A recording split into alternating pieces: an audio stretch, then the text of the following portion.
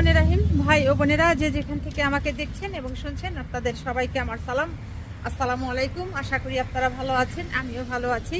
UK property gossip by Tasmina YouTube চ্যানেলের পক্ষ থেকে জানাই শুভেচ্ছা। আজ ডিসেম্বর মাসের 13 তারিখ শুক্রবার 2024। এই মুহূর্তে লন্ডনের তাপমাত্রা আছে 6 ডিগ্রি সেলসিয়াস, তবে এটি অনুভব হচ্ছে 4 ডিগ্রি সেলসিয়াসের মতো। ঘুরি ঘুরি বৃষ্টি হচ্ছে। হোয়াইট চ্যাপেল এরিয়াতে এসেছিলাম।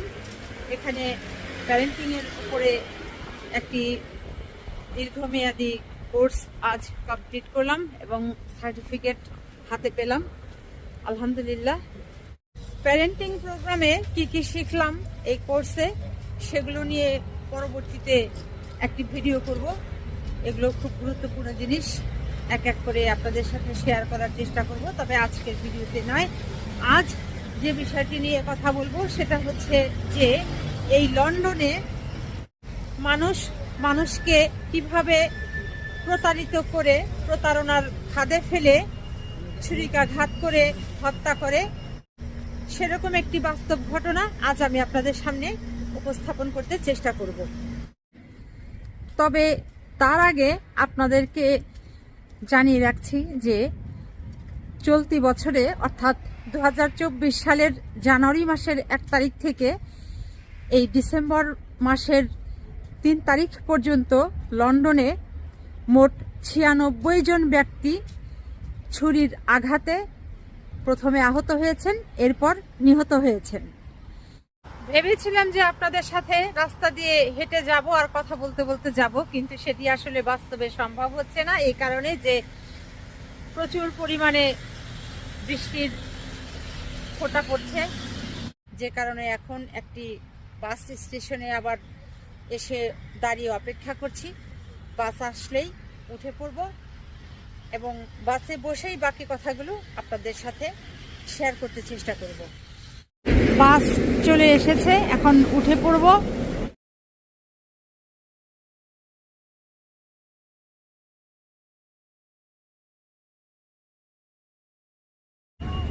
এটাই হচ্ছে লন্ডনের স্টার্টফোর্ড সেন্টার। এখানেই চৌধুরী মাহমুদ, যার বয়স 45 বছর, তিনি কাজ করতেন এবং এই মার্কেটের কার পার্কিংয়ে তাকে ছুরিকাঘাত করে হত্যা করা হয়েছিল।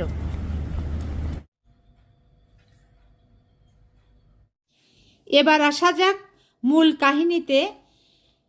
ভেসিল গোগেস্কু নামের একজন লোক, যিনি ইংল্যান্ডের সাউদাম্পটনে বসবাস করতেন, যার বয়স ছিল 41 বছর, তিনি মোবাইল ফোন বিক্রি করতে চেয়েছিলেন আর সেই ফোন কিনতে রাজি হয়েছিলেন 45 বছর বয়সী চৌধুরী মাহমুদ, যিনি পূর্ব লন্ডনের স্টার্টফোর্ড সেন্টারে কাজ করতেন।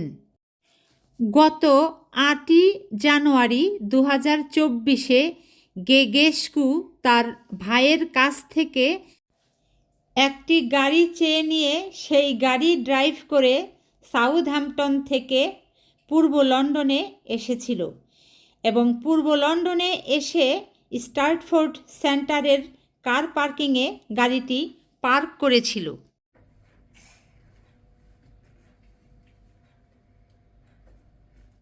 এরপর চৌধুরী মাহমুদ যেহেতু স্টার্টফোর্ড সেন্টারেই কাজ করতেন, তখন তিনি ওই ফোন ক্রয় করতে ও ফোনটি সংগ্রহ করতে স্টার্টফোর্ড সেন্টারের পার্কিংয়ে চলে আসেন। এই সময় চৌধুরী মাহমুদের হাতে মোবাইলের প্যাকেটটি বা বক্সটি দিয়ে দেন। তখন হয়তো মোবাইল বিক্রেতা মোবাইলের অর্থ চেয়েছিল, কিন্তু ক্রেতা চৌধুরী মাহমুদ অর্থ প্রদান করার আগে মোবাইলটি দেখতে চেয়েছিলেন, তাই প্যাকেটটি খুলেছিলেন। কিন্তু চৌধুরী মাহমুদ মোবাইলের প্যাকেটটি খুলে দেখেন সেখানে মোবাইলের পরিবর্তে ফ্রিজি ড্রিঙ্কের বোতল অর্থাৎ কোমল পানীয়ের বোতল ভরা, আর তখনই সঙ্গে সঙ্গে মোবাইল বিক্রেতা গোগেস্কু চৌধুরী মাহমুদকে চাকু দিয়ে একের পর এক আঘাত করে এবং হত্যা করে। এরপর গাড়ির ভেতরে থাকা একটি কম্বল দিয়ে চৌধুরী মাহমুদকে পেঁচিয়ে কয়েকটি কাগজের বক্স দিয়ে ঢেকে গাড়ির পেছনে ঢুকিয়ে রেখে মোবাইল বিক্রেতা সে চলে যায়। এবার মোবাইল বিক্রেতা গোগেস্কু সাউথহ্যাম্পটন ফিরে এসে তার ভাইকে বলে যে পুলিশে ফোন দিতে এই মর্মে যে তার গাড়ি চুরি হয়েছে। তখন তার ভাই তার গাড়ি চুরি হয়েছে বলে পুলিশকে জানায়। এরপর লন্ডন পুলিশ গত 10ই জানুয়ারি 2024 স্ট্রাটফোর্ড সেন্টারের কার পার্কিংয়ে গাড়িটি খুঁজে পায় এবং সেখানে দেখে যে চৌধুরী মাহমুদের লাশ পড়ে আছে।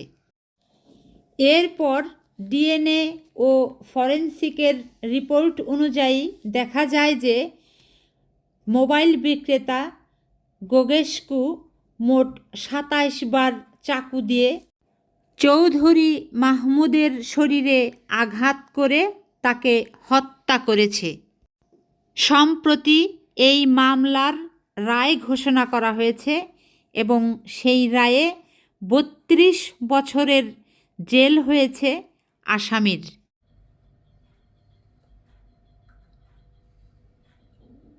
তো আজকের এই ভিডিও থেকে একটি বিষয় শিক্ষা নেওয়া যেতে পারে যে এই লন্ডনে আমাদের বাংলাদেশি অনেক ভাই বোনেরা বসবাস করেন। বাংলাদেশি কমিউনিটির অনেক লোকজন আছেন যারা অনেকেই অনলাইনে অনেক কিছুই অর্ডার করেন। তো সেই অর্ডার করা জিনিস অনেক সময় ঘরে ডেলিভারি দিয়ে যায়, আবার অনেক সময় অনেকেই সেই জিনিসগুলো সেই ব্যক্তির কাছ থেকে হাতে হাতে আনতে যান। তো সেই জিনিসগুলো যারা হাতে হাতে আনতে যান কিংবা যাবেন, খুব সতর্কতার সাথে সাবধানতা অবলম্বন করে আপনাদেরকে সেই জিনিসগুলো আনতে যেতে হবে। আর যে কারণেই আজ আমার এই ভিডিওতে কথাগুলো তুলে ধরা, এটি বলা চলে যে এটি একটি সতর্কতামূলক ভিডিও, যাতে আমাদের বাংলাদেশি কমিউনিটির ভাই বোনেরা যারা যুক্তরাজ্যে, ইংল্যান্ডে এবং এই লন্ডনে বিশেষ করে বসবাস করেন তারা সাবধান হতে পারবেন এবং সতর্কতা অবলম্বন করে পথ চলতে পারবেন। আমি আমার গন্তব্যস্থলের খুব কাছাকাছি চলে এসেছি।